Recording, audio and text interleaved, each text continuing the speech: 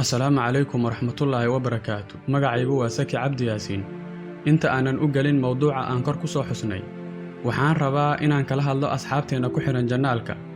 In janaalkan uu yahay mid qof walba oo soo booqda uu wax ka faa'iidayo. Runtii uma malaynayo in aysan wax faa'iido ku jirin aan halkan ku soo gudbiyo. Haddana markaan fiirsho dadka janaalka ku xiran iyo janaalka daawashadiisa, runtii wax isleh iyo wax isku dhow midna maahan. janaalka waxaa ku xiran dad gaaraya 18,000 oo qof. runtii 18,000 maahan dad yar. haddana marka aan janaalka muuqaal soo geliyo oo aan juhdi ku soo bixiyo barnaamij, waxaa daawanayso dad 300 ah, marmar 400 iyo 500. dhanka like-ta 30 like, 40 like, runtii maahan wax lagu farxa midaas. meel ay ku xiran yihiin 18,000 in dhaqdhaqaaqeedu uu yahay intaas waa cajiib. runtii waxaan ka codsanayaa in qof walba oo muuqaalka janaalka daawada in uu ugu yaraan like saaro si janaalku u gaaro qof adiga walaalka ah oo u baahan janaal noocan oo kale ah. si aad uga qayb qaadati kor u kaca janaalka, subscribe waxay u dhigmataa waan ku taageeraa. haddana taageerahayga uma jeedo. muuqaalkan ha laga bilaabo weli kalama hadlin asxaabteenna arrintan. waa naga codsi si aan juhdigeenna u sii labalaabno. 20,000 wax yar ayaa uga dhiman janaalka. insha Allah waxaan rajaynayaa maalmahan soo socda inaad gaarsiin doontaan. wixii aragti ahna hoos noogu soo qora. igana raali noqda daqiiqadaha aan maanta ka cunay barnaamijkeenna. haye aanu bilowno. dhacdooyinka caalamka, dhiirigelinta, qisooyinka, taariikhyada, intaba waxaad ka helaysaa janaalka Sahanwade. fadlan ka mid noqo dadka ka faa'iidaysta muuqaaladiisa. subscribe dheh, gambaleelkana furo si aad u noqoto daawadaha koobaad. mahadsanid walaal. muuqaalka maanta wuxuu ku saabsan yahay waa maxay forex iyo wax walba oo aad uga baahan tahay suuqa sarifka lacagaha qalaad ee dunida ugu weyn. haddaba waa maxay forex? Forex waa eray Ingiliish ah oo laga soo gaabshay foreign exchange. sidoo kale forex waa suuqa sarifka lacagaha qalaad ee adduunka ugu weyn. waa xirfad caalami ah oo ay maalin walba bangiyada iyo maalgashadayaasha shirkadaha leh iyo kuwa shacabka ahiba ay isku beddelaan lacagaha kala duwan ee dalalku ay leeyihiin. waxa ay iska iibiyaan lacagaha markaas qiimahoodu sarreeyo balse laga yaabo in uu hoos u dhaco. sidoo kalena waxay soo iibsadaan lacagaha qiimahoodu uu markaas hooseeyo balse la rajaynayo in uu kor u kaco si ay hadhow u sii iibiyaan. marka lacagtii qiimaha yar lagu soo iibsaday ay suuqa ka yeelato qiimo ka sarreeya kii ay ku soo iibsadeen, deetana kala beddelkaas lacageed ayay khidmad ka faa'iidaan dadku. suuqa sarifka lacagaha qalaad waa fursad 24 saac ee maalin iyo habeenba furan 5 maalmood ee shaqada. dhaqdhaqaaqa ugu horreeya ee suuqu waxa uu soo bilowdaa saq dhexe habeenka Isniintu soo galayso, waxa uuna xirmaa fiidka hore habeenka Jimcuhu sii baxaayo, Sabtiduna soo galayso. sariflayaasha suuqan ka dhex shaqeeya oo dhan waxa ay ku shaqaystaan hab online ah. si uu qofku suuqan uga qayb noqdo waxa uu u baahan yahay kombiyuutar, mobile iyo internet. hawshan oo idil waxa ay ka dhex socoto waa shabakadda internetka. ma jiraan dad si toos ah inta u kulmaan lacagaha kala beddelaya. hase yeeshee maalgashiga iyo maamulidda lacagtaada kulli waxa ay ka dhexdhacayaan waa internetka dhexdiisa. barigii hore suuqan sarifka kaliya waxaa ka shaqaysan karay dowladaha iyo bangiyada. hase ahaatee kadib markii internetka iyo kombiyuutaradu ay soo baxeen ayaan fursad u helnay in dadka caadiga ah sidoo kale suuqan qayb ka noqdaan. tiknoolajiyadda iyo internetku waxa ay dulaalka suuqa ee loo yaqaan broker u fududeeyeen in uu shacabka aniga iyo adiga oo kale ah aan suuqan ka dhex shaqaysan karno innaga oo brokerka sii dhex marayna. dulaalku waxa uu si jumlo ah u soo iibsaday lacagihii la igu beddeli lahaa lacagtayda, kabacdina waxa uu inoo oggolaaday inaan isaga dhexdiisa si tafaariiq ah uga sii kala gadanno innaga oo brokerka koonto ka furanayna. dulaalka iyo sida uu u shaqeeyo iyo wax walba oo ku saabsan waxaan uga hadli doonnaa muuqaal kale haddii aad soo codsataan inaan ka hadalno micnaha saxda ah ee dulaalka suuqan. sarifka lacagaha qalaad waa meel maalin walba lagu kala wareejiyo lacag ka badan 5 trilyan oo dollar. sidaa daraaddeed suuqani waa qayb muhiim ah oo ka mid ah dhaqaalaha adduunka. dalalka lacagahoodu qiimaha ugu sarreeya joogaan waxaa maalin kasta ka socda dagaal dhaqaale oo u dhexeeya dalalkaas si uu dal walba u ilaalshado in qiimaha lacagtoodu aysan hoos u dhicin. taasi oo keenaysa in ay si joogto ah ugu lug lahaadaan suuqan sarifka lacagaha maalin walba.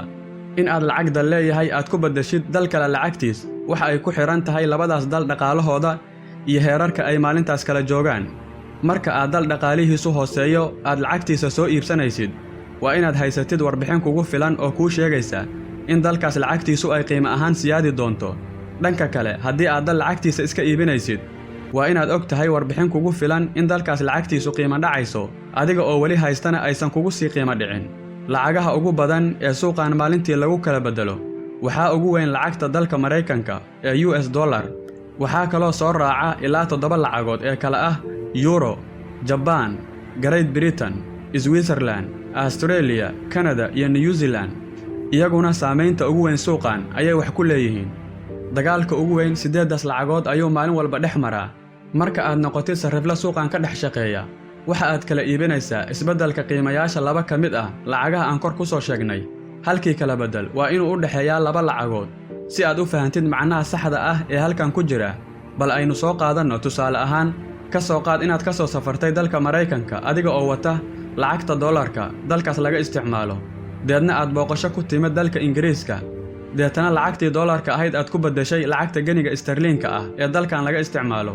Markaas aad isbeddelka samaynaysay, waxaa laga yaabaa in halkii dollar uu u dhigmay 1.5 lacagta ganiga sterlinka ah. Haddii aad $100 sarifatid, waxaad haysataa 150 ganiga sterlinka ah. Muddo yar kadib, adiga oo aan lacagtii isticmaalin, ayaad isla Mareykanka dib ugu soo laabatay. Deedna waxaad ku qasban tahay inaad lacagtii dib dollar ahaan ugu bedeshid. Hase ahaatee intii aad soo socotay, waxaa isbedelay qiimihii sarifka lacagta. Deedna waxaa suuragal ah in halkii dollar uu markaan u dhigmo 1.4 ganiga sterlinka ah. 150 gani ee aad wadatay marka aad dib u sarifato, meeshii aad $100 ka heli lahayd, waxaad helaysaa $90. Suuqa sarifka online-ka ah waa sheeko soo shabahda tusaalahan aan soo sheegnay. Waxa aad kala gadaysid waa 2 lacagood oo 2 dal leeyihiin, adiga oo aan midna booqan labadaas dal, balse isticmaalaya kombiyuutarkaaga, moobilkaaga iyo khadka internetka. Waxaa jira dulaal dhexdhexaad idiin ah adiga iyo suuqa oo loo yaqaano broker. Lacagaha aad kala wareejinaysid oo dhanna waxa ay ku dhex jiraan brokerka gudihiisa. Kaliya koonto ayaad ka dhex furanaysaa, deedna adiga oo gurigaaga dhex jooga ayaad kala gadaysaa lacagaha dalalkaas leeyihiin, adiga oo aan midna booqan ama aan lacagtooda gacanta ku qaban, maadaama ay lacagaha qiimahoodii uu noqday mid hawada iska heehaabaya. Waxa ay fursad u noqotay in sariflayaashu ay si hoose ula socdaan dhaqaalaha dalalka ay lacagahooda rabaan in ay isku sarrifaan. Kabacdina lacagda leeyahay ayay sii odarisi karaan in qiimaheedu uu hoos u dhacayo ama uu kor u kacayo. Waana qaabka uu u shaqeeyo forex.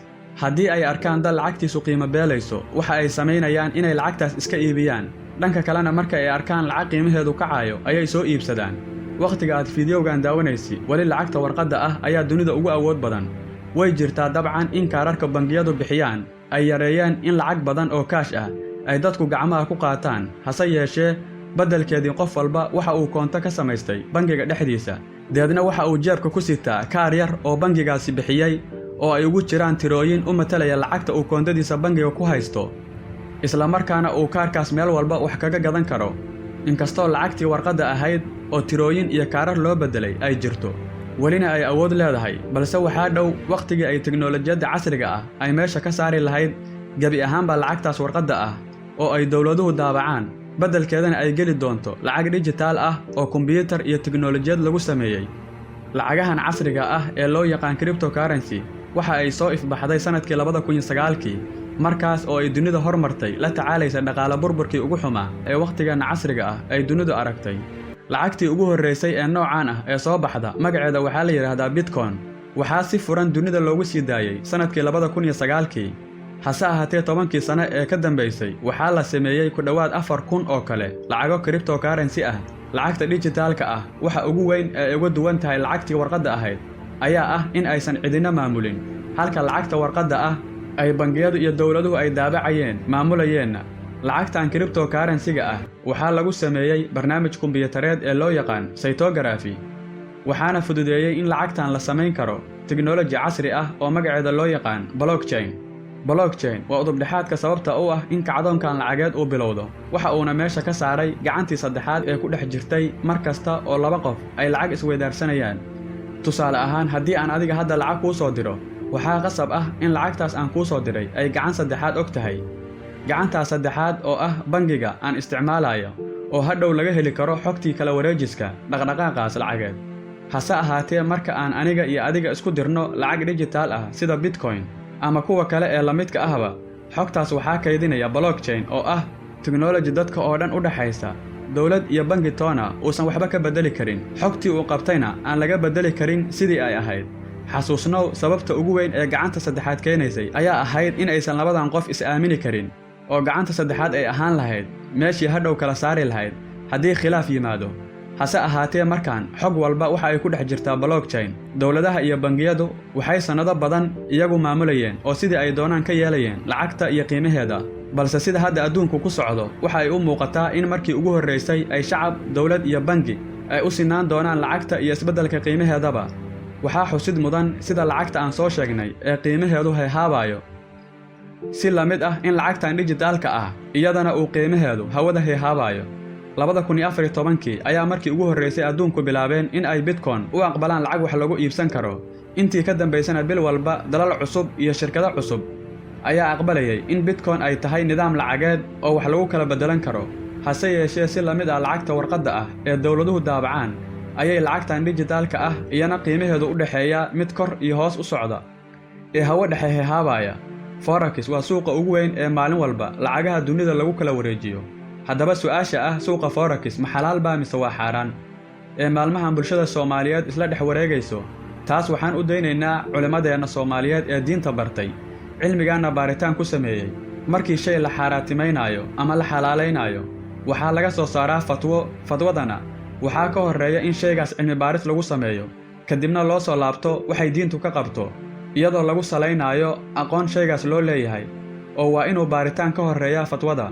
haddaba suuqa forex waxa uu u shaqeeyaa qaabkan aan muuqaalka kugu soo gudbiyey. kaliya waa sarrifkii aad taqaanay oo lahaa buy iyo sellba. kaliya waxa uu uga duwan yahay waa online, khatar badanna wata haddii aadan cilmigiisa lahayn. wixii kale oo aad uga baahan tahay inaad ka ogaato comment inoogu soo qor, waan ka soo hadli doonaa insha Allah. waa walaalkiin Saki Cabdi Yaasiin. mahadsanidin.